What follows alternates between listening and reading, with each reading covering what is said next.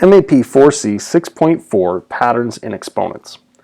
What we're going to investigate is a rational exponent, meaning that there's a fraction in the numerator, and the denominator of the exponent is the nth root of a. So if we have a to the 1 over n, we can rewrite this using a radical form, as opposed to an exponent, by writing n root a. So we're looking for the number that multiplies by itself n times to get the value a.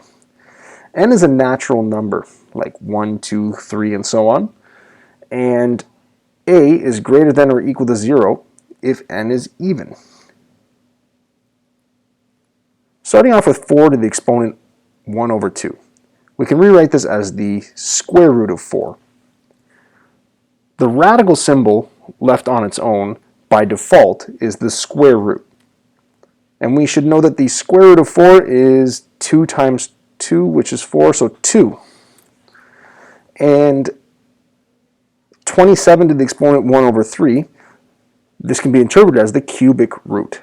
So we write a 3 in front of the radical, and then our base is 27. What number multiplies by itself 3 times to become 27?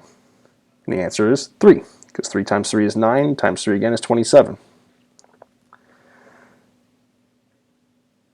1024, and we're looking for the 5th root, so we can rewrite this using radical notation, and it can be helpful to use a calculator for larger values.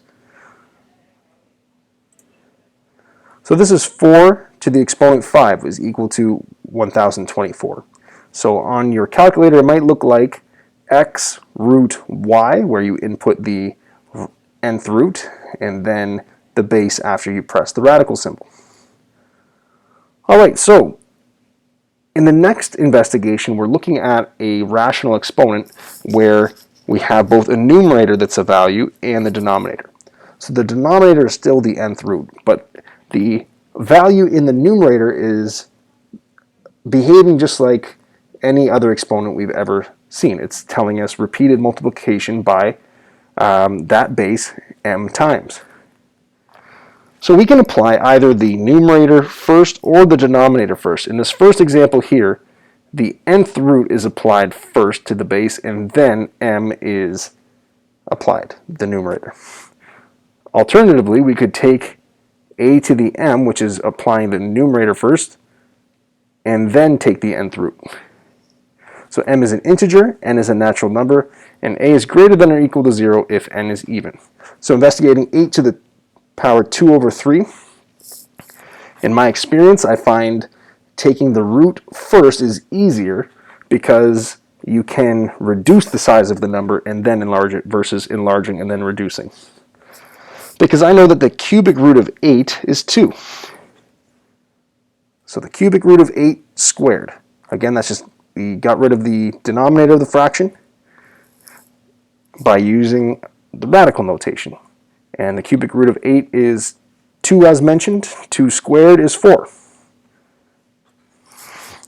And the alternative to that would have been 8 squared is 64, and the cubic root of 64 is 4. Next, 25 to the exponent 3 over 2. Let's take the root first. The square root of 25 is 5. So the square root of 25 is 5. And then apply the positive numerator, or the positive exponent, 3. 5 cubed is 125. So think of 5 times 5 is 25, times 5 again is 125. So what we're going to do is investigate some tables and just see what patterns we see. It's very helpful to be familiar with perfect square numbers, meaning these are examples. 1 squared is equal to 1, 2 squared is 4, 3 squared is 9, and 4 squared is 16. So we would expect to see next 5 squared, and the value is 25. And if we were to have 5 to the exponent negative 2, we would take the reciprocal of the base. So in this last example, we had 4 to the negative 2. Recall that the negative exponent law means that we take the reciprocal of the base and then apply a positive exponent. So 1/4 to the positive exponent 2 is equal to 1/16. And then these numbers that they're selecting in this column, notice that these are perfect square numbers. They're the result of squaring natural numbers. So the next example that we would see is 25 to the exponent half, and the square root of 25 is 5. Next, 6 squared is 36.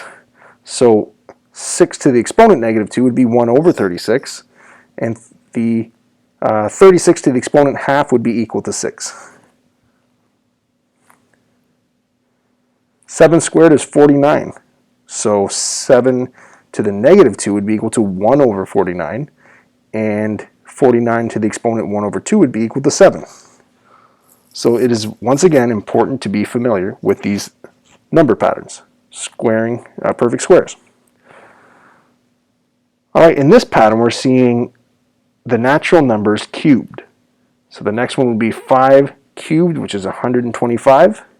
So 5 to the exponent negative 3 would be 1 over 125. And then 125, the cubic root, would be equal to 5. And it's getting a little bit more challenging. 6 cubed would be 36 times 6, so that'd be 180 plus 36, I want to say 216. So we would expect to see 1 over 216, and the cubic root of 216 is 6. All right, getting a little challenging. 7 cubed is equal to 49 times 7, and that's 280. 9 times 7 is 63. Is that 343? And then 1 over 343, and the cubic root of 343 is 7. All right, tough one. Next, now what we're seeing is not just these whole number answers here, we have rational exponents. We're including the nth roots. So we have the choice of applying either the numerator or denominator first. Let's apply the denominator first whenever possible to make it easier to mentally calculate. We have the square root of 1 is 1, because 1 times 1 is 1. And then cubing 1 is equal to 1. So I'd expect to see 1 here. And then the square root of 1 is 1. 1 to the power 5 is 1. All right, this will get more interesting with these values. The square root, looking to fill this position, the square root of 4 is 2. And 2 cubed is 2, 4, 8. And then, looking at our next value, the square root of 4 is 2. And 2 to the power 5, 2, 4, 8, 16, 32. All right, so no pattern is obvious yet at this point. The square root of 9 is 3, and 3 to the power 3 is equal to 3, 9, 27. And then if we take the square root, we get 3, and 3 to the power 5 is a little bit challenging. Let's see here, 243. Next, the square root of 16 is 4. 4 to the power 3, 4, 16, 64. And then a to the power 5 divided by 2 is 4 to the power 5. That one is beyond me, 1024. But it's helpful to see these numbers and get familiarized with their values. All right, cubic root of 1 is 1. 1 squared is 1. Cubic root of 1 is 1. 1 to the power 5 is equal to 1. First row complete. Second row. The cubic root of 8 is 2, and 2 squared is 4. Next, the cubic root of 8 is 2, and 2 to the power 5 is 2, 4, 8, 16, 32. Next, 27. The cubic root of 27 is 3, and 3 squared is 9. Next, 27, the cubic root is 3, and 3 to the power 5 is 3, 9, 27, 81, 243. Next, 64, the cubic root of that is 4, and 4 squared is 16. And next, the cubic root of 64 is 4. 4 to the power 5, 4, 16, 64. 240 plus 16 is 256. 4 again, I want to say 1024. Good. All right, so explore these patterns and best of luck with the homework.